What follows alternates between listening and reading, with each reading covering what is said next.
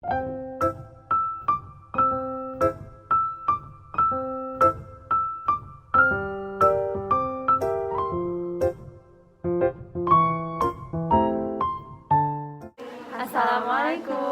Hello everyone.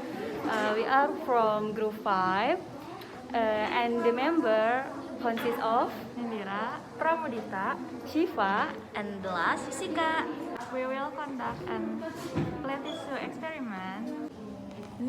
And this is the slide that we will observe.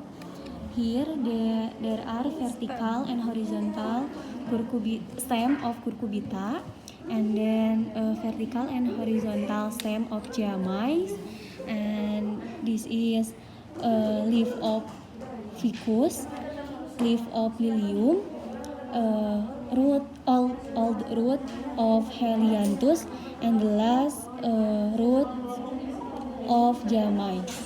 For the tools, we will gonna use a binocular microscope.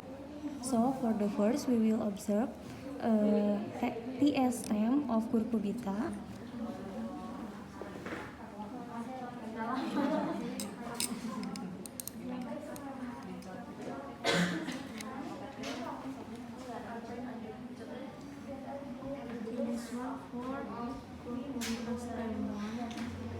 Mending matiin dulu di.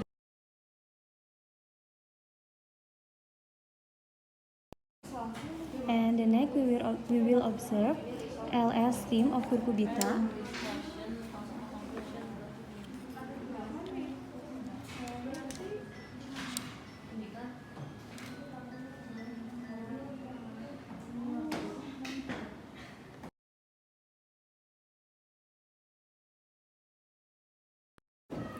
So here is ficus TS leaf.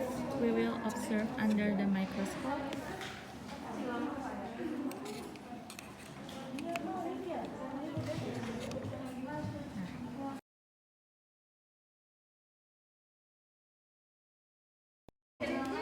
And we're gonna observe about the Zeamys TS root under the microscope.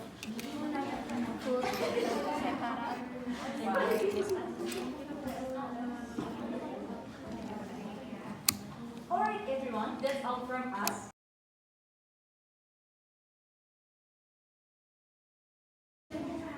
So for the next, I will observe about Lilium TS leaf.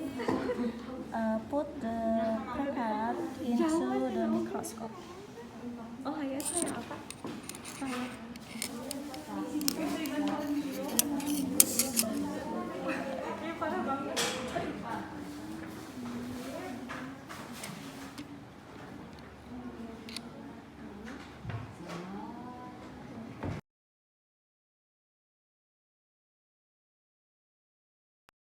So for the next, I will observe about the Mesley stem. Put the preparat into the microscope.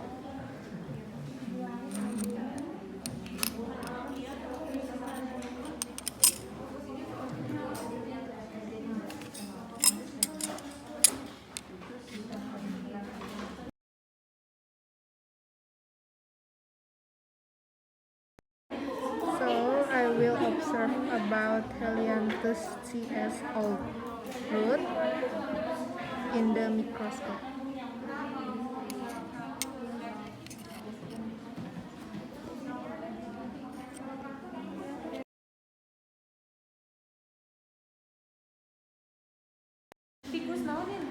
And the last for the observe about Zeamys TS stem in the microscope. Yuk, yang lain dikirim.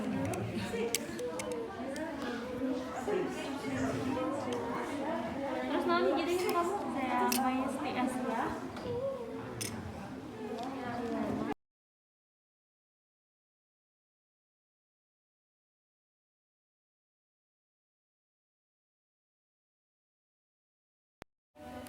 Best, the observation that we get monocot stem are a circular shaped stem with lateral branches and are bounded with a layer of dermis.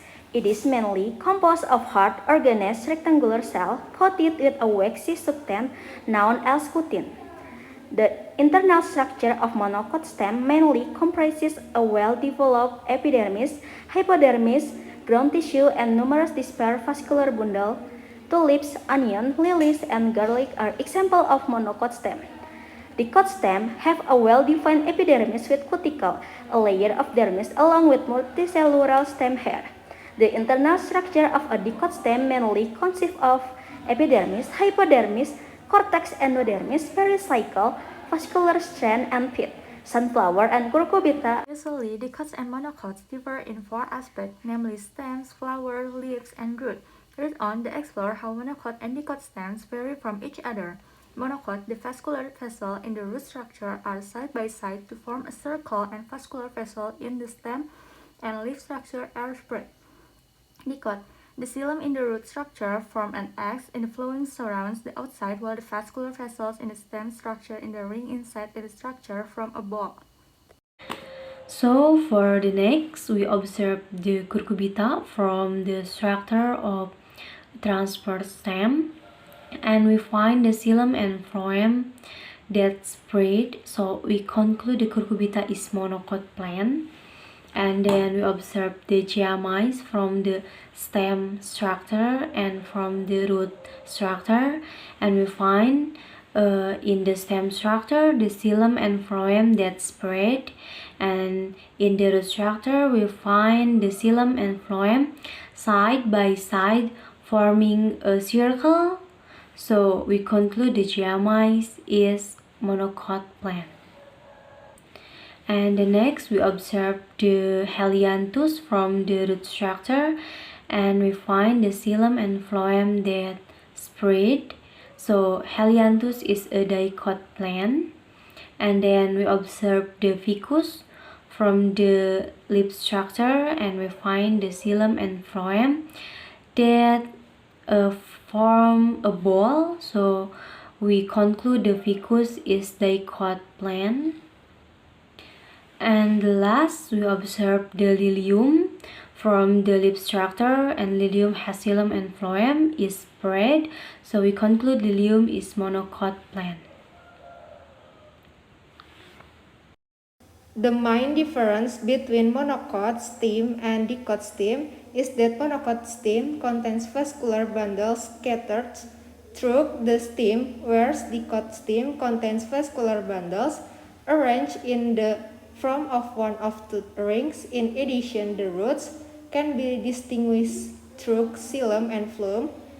In monocots, the xylem and phloem are alternately located, while in dicots they are collateral in secondary roots, where the xylem is inside and the phloem is outside, where the xylem is surrounded by phloem. That's all from us. Thank you for your attention. See you next video. Bye bye.